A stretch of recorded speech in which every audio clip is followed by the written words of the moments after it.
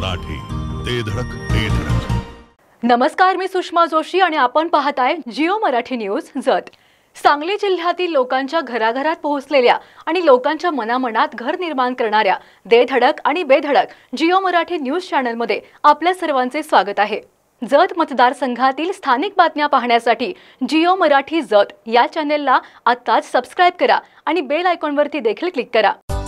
सांगता येईना आणि सहनही होईना, शौचा वाटे रक्तस्राव, वेदना, वारंवार शौचास होणे हा मूळव्याध तर नाही ना?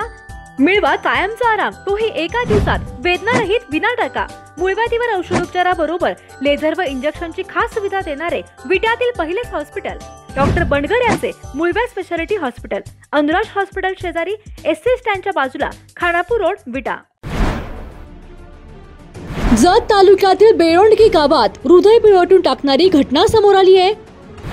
शेत तलावात बुडत असलेल्या चिमुरडीला वाचवताना आईचाही दुर्दैवी मृत्यू झालाय.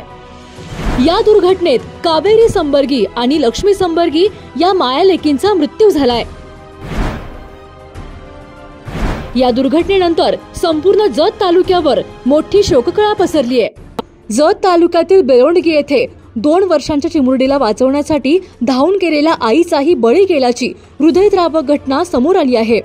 याबाबत पोलिसांकडून मिळालेली माहिती अशी की जत तालुक्यातील बेळोंडगी येथे मृत कावेरी संबर्गी यांच्या घराशेजारीच अशोक मलकाप्पा संबर्गी यांचा शेत तलाव आहे. आज गुरुवारी दुपारच्या सुमारास कावेरी संबर्गी यांची 2 वर्षांची लक्ष्मी ही चिमुकली खेळता खेळता शेत तलावाच्या काठावर गेली आणि अचानक पाण्यात पडली. मुलीला बुडताना पाहून आई कावेरी आनंद संबर्गी वय 20 वर्षे ही मुलीला वाचवण्यासाठी धावली. कावेरी हिला पोहता येत नसताना देखील केवळ पोटच्या लेकराला वाचवण्यासाठी कावेरी हिने थेट पाण्यात उडी घेतली.